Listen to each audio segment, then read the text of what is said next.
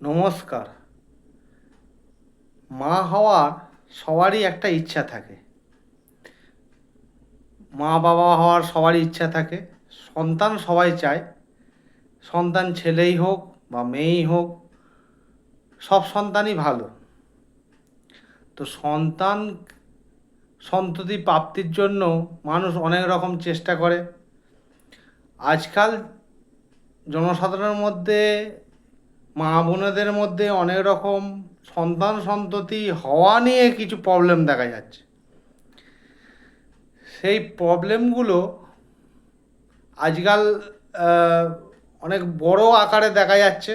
অনেক সময় ডাক্তার দেখিয়েও সেই জায়গায় আসতে পারছে না। প্রেগনেন্সিতে অনেক দেরি হচ্ছে। প্রেগনেন্সি আসতে সমস্যা হচ্ছে। কারো কারো হয়, মিসক্যারেজ হয়ে যায়। 1-2 মাসের মধ্যে হয়তো দেখা গেল মিসক্যারেজ হয়ে গেছে। তো সবাই আশা নিয়ে আসছে যে কিভাবে, আহ, সবাই আশা নিয়েই দেখে যে আমার এই মাসে হয়তো প্রেগনেন্সিটা এলো, তো আমি একটা ছেলে হোক মেয়ে হোক, আমার যাই হোক, আমার বংশধর একজন থাকবে। কিন্তু সেই বংশধর যে আসবে সেটা স্পষ্টভাবে আমরা কেউই বলতে পারি না যে কখন কি হয়ে যাবে। সবাই সন্তানের জন্য, সন্ততির জন্য চেষ্টা করছে। কিন্তু অনেকেরই আজকাল দেখা যাচ্ছে এই যে প্রবলেমটা আসছে, এই প্রবলেমটা হয়তো শুধুমাত্র ডাক্তার দেখিয়েই যে সলভ হবে এরম কোথাও বলা যাবে না। কিছু জ্যোতিষশাস্ত্রের মাধ্যমেও আপনাকে ট্রিটমেন্ট করাতে হবে। তবে তবে যে আমি বলছি না যে শুধুমাত্র আপনি ডাক্তার দেখেই, এই সরি, শুধু জ্যোতিষ দেখিয়েই যে আপনি ট্রিটমেন্টটা পাবেন এরম ব্যাপার না। আপনাকে ডাক্তারের পাশাপাশি জ্যোতিষশাস্ত্রটাকেও মেনে যদি চলেন, তাহলে আমি বলে দিচ্ছি যে আপনি অবশ্যই সন্তান সন্ততি পাবেন এবং সন্তান সন্ততি আপনার হবে। তো এখন মা বোনেরা অনেক বিষণ্ণতায় ভোগে যে কেন আমার সন্তান হচ্ছে না বা আসছে না। সেই টপিক নিয়েই আমি আজকের আলোচনাটা করব। তবে ভিডিওটা বেশি লেন্দি করব না। এর জন্য প্রথমেই আমি একটা ওই টপিকটাই ঢুকে যাচ্ছি, যাতে আপনাদের সুস্থ সরলভাবে চেষ্টার মাধ্যমে সন্তান সন্ততি প্রাপ্ত হয়। অবশ্যই আপনারা ডাক্তার দেখাবেন। তো আপনি কি করবেন, আমার চ্যানেলটা সাবস্ক্রাইব করবেন, বেল আইকনটা দাবিয়ে দেবেন, এবং আপনি যাতে আমার কথাগুলো স্কিপ না করে শুনবেন কি আমি বলতে চাইছি। যেটা কি হচ্ছে, আজকাল যে সন্তান সন্ততি যে হচ্ছে না, তার জন্য কিছু আমি টিপস অ্যান্ড টোটকা তো আপনাদের দিচ্ছি। যেটা সপ্তাহে আজকাল আজ সামনে শ্রাবণ মাস আসছে। সেই সামনের শ্রাবণ মাসে আপনাদের একটা কাজ করতে হবে। যে আপনার শ্রাবণ মাসে জানেন শিবের মাস, সেই শিবের মাসে, শ্রাবণ মাসে আপনি কোনো শিব মন্দিরে যখন সোমবার, অন্তত কমপক্ষে শ্রাবণ মাস কটা দিন সোমবার করে শিবের মন্দিরে একটু গঙ্গা জল, ডাব, দুধ এবং আতপ চাল মিশিয়ে মহাদেবকে অর্পণ করবেন। পঞ্চাক্ষরী মন্ত্র ওং নমঃ শিবায় জপ করুন। করে ওই চাল, দুধ আর গঙ্গা জল মেশানো, ডাবের জল মেশানো জলটা যখন শিবের লিঙ্গের মাথায় ঢালবেন, তার সঙ্গে নিশ্চয়ই চাল পড়বে।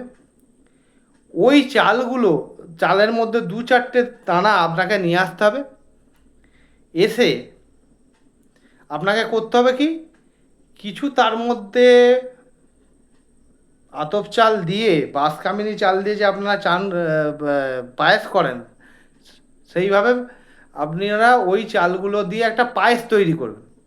সেটা মহাদেবকে অর্পণ করবেন। সেটা আপনার ঘরে করলেও চলবে, তার জন্য আর মন্দিরে যাওয়ার দরকার নেই। সেই পায়েস করে আপনি ওই পায়েসটা শুধুমাত্র আপনি আর আপনার স্বামী খাবে, অন্য কেউ যেন না খায়। এটা পরপর 7টা সোমবার করতে হবে।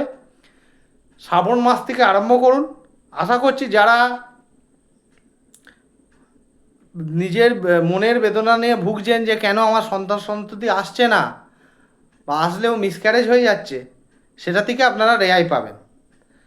আর একটা বড় টোটকা আমি আপনাকে বলছি, এটার অভ্যর্থ উপায়, এর উপায়ের কোনো দ্বিমত নেই, আপনারা অবশ্যই পাবেন। সন্তান সন্ততি আপনাদের হবেই।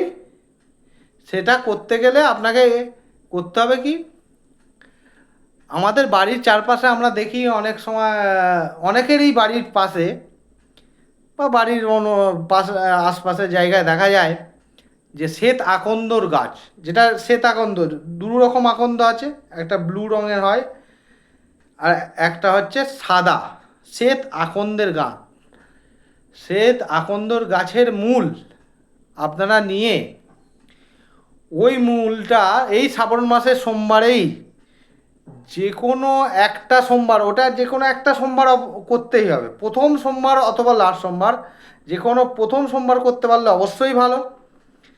সেই সোমবারে আপনাকে ওই শ্বেতাকন্দর মূল দিয়ে শিবের পুজো করতে হবে। মূলটা শিবলিঙ্গের পাশে রাখবেন, ফুল দিয়ে যেমন পুজো করেন, সেখানে আপনাকে করতে হবে কি, ওম নমঃ শিবায় জপ 108 বার করতে হবে আর মহামৃত্যুঞ্জয় মন্ত্র 108 বার পাঠ করতে হবে। অবশ্যই আপনারা মহামৃত্যুঞ্জয় মন্ত্র আপনি বই কিনতে পাওয়া যায় এবং অনেক ভিডিওতে আপনি দেখতে পাবেন। তবুও আমি বলছি, এই মহামৃত্যুঞ্জয় মন্ত্রটা হলো ওং ত্র্যম্বকম যজামহে সুগন্ধিম পুষ্টিবর্ধনম উর্বারুকমিব বন্দনাৎ মৃত্যুর্মোক্ষ্যমামৃতাৎ ওং স জুং হং জুং স ওং নমঃ শিবায়। এই মন্ত্রটা 108 বার পাঠ করবেন। করে ওই মূলটা নিয়ে লাল অথবা সাদা সুতো দিয়ে আপনি হাতে, আপনার মেয়েদের বাঁ হাতে, মেয়েদের কথাই বলছি আমি, মেয়েদের বাঁ হাতে ধারণ করবেন অথবা কোমরে ধারণ করবেন।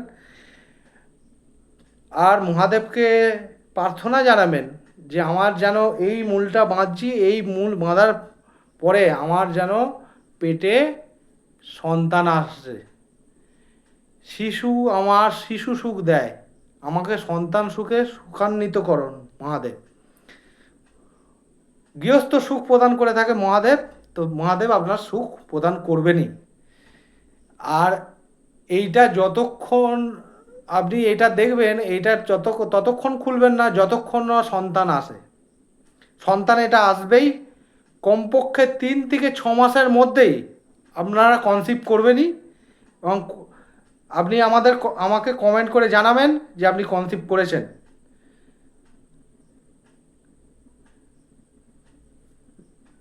আশা করি আপনাদের আলোচনাটা ভালো লাগলো। যদি আরও ভালো ভালো যদি টিপস টোটকা সাজেশান পেতে চান, তাহলে আমার ভিডিওটা কমেন্ট করুন, লাইক করুন, বেশি বেশি করে শেয়ার করুন, সাবস্ক্রিপশান করুন আমার চ্যানেলটা।